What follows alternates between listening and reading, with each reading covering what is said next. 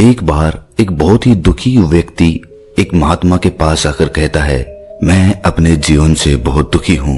मैं अपने बीवी बच्चों और अपने परिवार को भी खुश नहीं रख सकता। मैं अपने लिए भी कुछ नहीं कर पा रहा। कभी कभी तो मुझे अपनी जिंदगी को खत्म कर देने के भी ख्याल आते हैं। आप इतनी साधनाएं करते हैं, इतनी तपस्याएं करते हैं, क्या आप मुझे कोई ऐसा मार्ग बता सकते हैं जिससे मैं अपने बुरे वक्त से बाहर आ सकूं? मेरा बहुत बुरा समय चल रहा है। 2 वक्त की रोटी का इंतजाम करना भी मेरे लिए बहुत मुश्किल हो गया है। अब आप ही बताइए कि ऐसे वक्त में मैं जिंदा रहूं तो कैसे रहूं, कैसे अपने परिवार को खुश रखूं? कृपया करके कोई साधारण सा तरीका बताने की अनुकंपा करें ताकि मैं आसानी से समझ सकूं, क्योंकि मैं बहुत पढ़ा लिखा नहीं हूं। अगर आप बड़ी बड़ी ज्ञान की बातें करेंगे तो शायद मैं कभी समझ भी नहीं पाऊंगा। यह सुनकर महात्मा ने मुस्कुराते हुए कहा कि तुम एक काम कर सकते हो मेरा।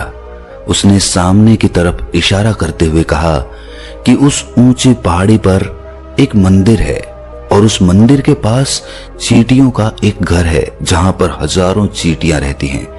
तुम्हें सुनने में बड़ा अजीब लगेगा, लेकिन वो चींटियां उस मंदिर की जमीन को खराब कर देती हैं। उस मिट्टी की उपजाऊ शक्ति वो खत्म कर देती हैं, जिसके कारण वहां पर कोई भी पेड़ या कोई भी घास पनप नहीं पाती है। तुम मेरा एक काम करो, उसके बाद मैं तुम्हें तुम्हारे सवालों के जवाब दूंगा। तुम 7 दिन तक रोज उस पहाड़ी पे जाओ और उस चींटियों के घर को तहस नहस कर दो, उसको तोड़ दो। जब भी तुम्हें कोई चींटियों का घर दिखे मंदिर के आसपास तो उसे वहीं पे तहस नहस कर देना। लेकिन याद रहे, घर को तोड़ने में कोई भी चींटी मरनी नहीं चाहिए। इस बात को समझने का प्रयास करते हुए वो युवक वहां से चला गया। शायद उसको कुछ समझ में नहीं आया था कि महात्मा जी ऐसा क्यों करवा रहे हैं। वो तो उन चींटियों पर अन्याय कर रहे हैं, उनका घर तोड़वा रहे हैं, उन्हें नुकसान पहुंचा रहे हैं। आखिर कौन महात्मा ऐसा करेगा? लेकिन फिर भी उस महात्मा की बात मानते हुए वो अगले दिन से ही पहाड़ी पर जाना शुरू कर देता है। जब वो पहले दिन पहाड़ी पर पहुंचता है तो देखता है कि बहुत सारी चींटियां अपना खाना जुटाने में लगी हुई हैं। सारी चींटियां कतार से चल रही थी और अनाज के छोटे छोटे कण उठाकर अपने घर में जमा करती जा रही थी। ये देखकर पहले तो उस युवक का मन कमजोर पड़ गया। उसने सोचा कि ये इतनी मेहनत करके अपना घर भर रही हैं और मैं इनके घर को तबाह कर दूंगा तो इनको कितना बुरा लगेगा। लेकिन फिर उसने उस महात्मा की बात याद करते हुए उस घर को तोड़ना शुरू कर दिया। जल्द ही चींटियों में हाहाकार मच गया। वो इधर उधर दौड़ने लगी। अभी तक जो कतार में चल रही थी अब वो बिखर गई और इधर उधर अपनी जान बचाने के लिए भागने लगी। थोड़ी देर में घर टूट गया और सारी चींटियां इधर उधर छुपने के लिए भाग चुकी थीं। ये करने के बाद वो युवक दुखी मन से वापस अपने घर पर लौट आया। उसका मन परेशान था, दुखी था, पश्चाताप से भरा हुआ था। फिर उसने अपने बिस्तर में रात में लेटे लेटे ही सोचा कि अब तो उन चींटियों का घर तबाह हो चुका है। अब वहां वापस जाने से क्या प्रयोजन है? अब क्या फायदा होगा? क्योंकि चींटियों का घर तहस नहस करने के लिए महात्मा जी ने कहा था, जो मैं कर चुका हूं। लेकिन फिर कुछ सोचकर अगले दिन उसने फिर से जाने का निश्चय किया और अगले दिन सुबह सुबह उठकर वो वापस उसी पहाड़ी पर पहुंच जाता है। पहाड़ी पर पहुंचकर वो उसी जगह पर पहुंचता है जहां पिछली सुबह उसने उस घर को तहस नहस कर दिया था। लेकिन वो ये देखकर चौंक जाता है कि उन चींटियों ने फिर से अपना घर उसी जगह पर बना लिया था और अब वो फिर से अपने घर के लिए सामान इकट्ठा करने में जुटी हुई थी। उस आदमी को देखकर लगा कि ये चींटियां कितनी मूर्ख हैं। इनको पता है कि कल ही इनका घर इसी जगह पर तबाह किया गया है और उसी जगह पर उन्होंने अपना नया घर भी बना लिया। और ये सोचकर वो आदमी हंसने को हुआ। लेकिन फिर से महात्मा की बात याद करते हुए उसने उन चींटियों का घर फिर से तबाह करना शुरू कर दिया। फिर से उन चींटियों में हलचल मच गई और थोड़ी देर में वो चींटियां इधर उधर अपनी जान बचाने के लिए भागने लगी। कुछ ही देर में उनका घर फिर से नष्ट हो गया और वो युवक थोड़ा संतोष के भाव से कि इस बार तो मैंने अच्छी तरह से उस घर को तबाह कर दिया है, अब तो वो चींटियां यहाँ पर अपना घर बना ही नहीं पाएंगी। इसीलिए जाने से पहले उसने उस घर पर ठंडा पानी भी डाल दिया ताकि चींटियां वहां पर अपना घर ना बना सकें। और इस तरह अपना कर्म पूरा करके वो युवक फिर से अपने घर लौट आया। आज रात में सोते वक्त फिर से वो इंसान यही सोच रहा था कि क्या महात्मा ये सही काम करवा रहे हैं? क्या किसी का घर तबाह करना किसी सिद्ध पुरुष को शोभा देता है? क्या हो अगर वो महात्मा सिद्ध पुरुष हो ही ना? क्या होगा अगर वो मुझे बेवकूफ बना रहे हो? लेकिन फिर उसने निश्चय किया कि मैं अपने काम को पहले पूरा कर लेता हूँ, उसके बाद ही पता चलेगा कि महात्मा मुझसे ऐसा क्यों करवा रहे थे। और यही सोचकर वो रात में सो जाता है। अगले दिन सुबह उठकर वो फिर से उसी पहाड़ी की ओर निकल जाता है। पहाड़ी पर पहुंचकर वो उसी जगह पर पहुंचता है जहां पर उसने उनके घर को तबाह कर दिया था। और वो ये देखकर खुश हो जाता है कि वहां पर कोई भी घर नहीं था, सारी चींटियां वहां से भाग चुकी थीं। अब उसने सोचा कि अब मेरा रोज रोज आने का क्या प्रयोजन, क्योंकि चींटियां तो अपना घर बदल चुकी हैं और महात्मा जी ने मुझे 7 दिन आने के लिए कहा था, लेकिन आज तो तीसरा ही दिन है। अब बाकी 4 दिन वापस आने का क्या प्रयोजन? और यही सोचकर उसने निश्चय किया कि यहाँ से वो सीधा उसी महात्मा के पास जाएगा और उनको ये सारी खबर बता देगा। जब वो वापस मुड़कर उस पहाड़ी से उस महात्मा की कुटिया की तरफ जाने लगा तो उसने देखा तो अचानक उसकी नजर एक और घरौंदे पर पड़ी जो कि चींटियों का ही बनाया हुआ था। मतलब कि वो घरौंदा चींटियों ने ही बनाया था और अब वो चींटियां नए घर में वास कर चुकी थी। ये नया घर उनके पुराने घर से थोड़ी ही दूरी पर था। और जब उस युवक की नजर उस घरौंदे पर पड़ी तो उसने सोचा कि शायद महात्मा को पता था कि ये चींटियां अपना घर यहाँ से बदलकर किसी दूसरी जगह पर बना लेगी, इसीलिए उन्होंने मुझे 7 दिन आने के लिए कहा था। और ये विचार करके वो उसका नया घर भी तोड़ने के लिए पहुंच जाता है। जब वो वहां पहुंचा तो चींटियां उसी तरह अपने कार्य में लगी हुई थीं। वो अपने लिए खाना इकट्ठा कर रही थी और अपने घर में जमा करती जा रही थी। जो पुराना घर टूटा था वहां भी अनाज के कण बचे हुए थे और चींटियां वहां से भी अनाज इकट्ठा कर करके वापस अपने नए घर में ला रही थी। अब यहाँ पर फिर से युवक का मन थोड़ा कमजोर पड़ गया, क्योंकि वो खुद भी कमजोर था, खुद भी वक्त का मारा हुआ था। इसलिए उसके मन में उन चींटियों के प्रति दया का भाव उमड़ रहा था। उनके ऊपर उसे दया आ रही थी। वो चाहता था कि उनकी मदद करे, लेकिन वो उल्टा उनको नुकसान पहुंचा रहा था। लेकिन उस महात्मा की बात को याद करते हुए उसने फिर से उस घर को तोड़ने का निश्चय किया और उसने इस बार बड़ी ही सावधानी के साथ बिना किसी चींटी को कोई नुकसान पहुंचाए वो घर तबाह करना शुरू कर दिया। वक्त थोड़ा ज्यादा लगा, क्योंकि किसी भी चींटी को नुकसान ना पहुंचाने की शर्त महात्मा ने पहले ही रखी थी। इसीलिए उसको बड़ी सावधानी के साथ उन घरों को तबाह करना था। लेकिन आखिरकार उसने उस घर को भी तबाह कर दिया और उस घर को तबाह करने के बाद वो बड़े ही दुखी मन से, इस बार वो पहले से भी ज्यादा दुखी था, क्योंकि उसने उनका नया घर भी तोड़ दिया था। वो उन चींटियों को बसने ही नहीं दे रहा था और वो अब अपने आप को शैतान या दानव समझने लगा था। लेकिन फिर भी उस महात्मा की बात को मानते हुए वो अपने घर पर दुखी मन से वापस आ गया। रात में सोने से पहले एक बार उसने फिर से सोचा कि मैं कितना बड़ा शैतान हूँ, कितना बड़ा दानव हूँ। पुराना घर तो छोड़ो, मैं उन चींटियों को कहीं भी बसने के लिए कोई जगह ही नहीं दे रहा हूँ। वो चींटियां मेरे बारे में क्या सोचती होंगी, वो कितना दुत्कारती होंगी उस परमात्मा को जो मेरे द्वारा ये काम करवा रहा है। लेकिन फिर भी उसने अगले दिन जाने का निश्चय किया और अगले दिन सुबह सुबह वो फिर से वहां पर पहुंच गया। वो ये देखकर फिर से आश्चर्यचकित रह जाता है कि इस बार चींटियों ने एक और नई जगह पर अपना घर बना लिया था।